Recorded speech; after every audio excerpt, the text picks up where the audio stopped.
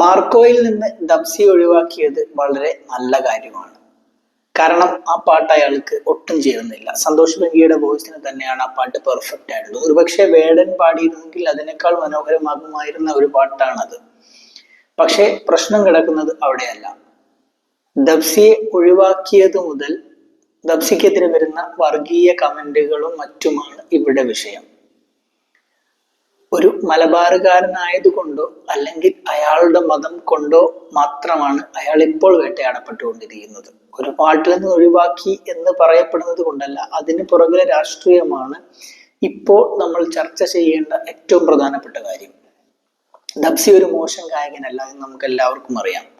അയാളുടെ Illuminati India മുഴുവൻ ഒന്നിച്ചു പാടിയതാണ്. ഇപ്പൊ തന്നെ ഒരു പൂരം ഉണ്ടായാലും ഒരു പരിപാടി ഉണ്ടായാലും ഒരു കല്യാണം ഉണ്ടായാലും നമ്മൾ ആദ്യം വെക്കുന്ന പാട്ട് ഇലുമിനാറ്റിയാണ്. അത്രത്തോളം പോപ്പുലറായ ഒരു ശബ്ദത്തിന്റെ ഉടമ. അയാൾ ഒരു പാട്ട് മോശമായി എന്നതിന്റെ പേരിൽ വളരെയധികം സൈബർ ബുള്ളിങ് അനുഭവിച്ചുകൊണ്ടിരിക്കുന്ന ഒരു സമയമാണിത്. അത് ഒരു രാഷ്ട്രീയത്തിന്റെ പേരിലാണ് അല്ലെങ്കിൽ ഒരു മതത്തിന്റെ പേരിലാണ് എന്നതാണ് ഏറ്റവും വലിയ ചർച്ച ചെയ്യേണ്ട ഒരു കാര്യം. മാർക്കോയിൽ ഒരു പാട്ട് മോശമായതിന് ദബ്സിയെ നമുക്ക് തെറി പറയാം. പക്ഷേ അയാൾ ഒരു മതത്തിലുള്ള ആളായതുകൊണ്ടോ അല്ലെങ്കിൽ അയാളുടെ രാഷ്ട്രീയം ഇതായത് കൊണ്ടോ അയാളെ ഒരിക്കലും നമുക്ക് തെറി വരാനുള്ള യാതൊരു റൈറ്റ്സും ഇല്ല.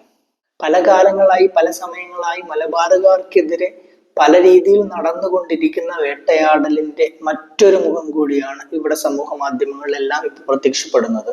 അത് ദബ്സിയുടെ പേരിലാണ് എന്നതാണ് ഒരു വ്യത്യാസമുള്ളത്.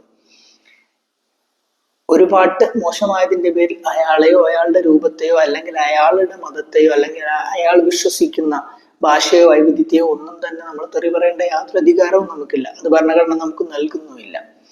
അതുകൊണ്ട് തന്നെ ദബ്സിയെ തെറി പറയാതിരിക്കുക. അയാളുടെ പാട്ടിനെ വേണമെങ്കിൽ തെറി പറയാം, അയാളുടെ ഐഡന്റിറ്റിയെ തെറി പറയാതിരിക്കുക എല്ലാവരും.